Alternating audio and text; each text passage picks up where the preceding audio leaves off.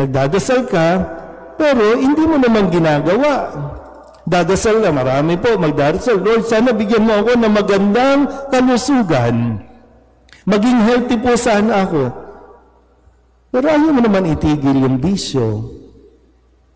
Sigarilyo ka pa rin ng sigarilyo, alak ka pa rin ng alak, sugal ka pa rin ng sugal. Minsan nga, di ba? Nasa kasino ka na, Lord, sana tumama ako, Lord. Sana makajackpot ako. So pag jumakpat, ay, answered prayer, thank you, Lord. Pag hindi ka tumama, ay, hindi totoo may Diyos. Alam mo ba yung laman ng iyong dasal? Dadasal ka, Lord, sana mahalin ako ng asawa ko. Hindi ba pwede rin dasalin na, Lord, sana matutunan kong mahalin ang asawa ko? So mahalaga po, ano ang nilalaman ng iyong dasal?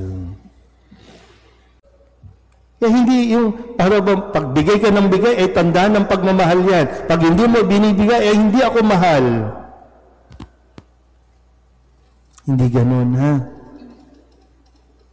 Yung hindi naman yung pagdadamot, pero yung pagtanggi ng Diyos sa ating mga kahilingan ay tanda rin ng kanyang pagmamahal sa atin dahil alam ng Diyos kung ano makakabuti at makakasama sa atin. Kaya kailangan din natin hingin sa Diyos yung kaliwanagan ng isip na maunawaan natin kung ano ang dahilan ng Diyos kung bakit hindi pa natin nakikita yung tugon sa ating mga dasal. Pero ang malinaw, ang sinasabi ni Kristo, huwag kang panghihinaan ng loob at huwag kang titigil na magdasal.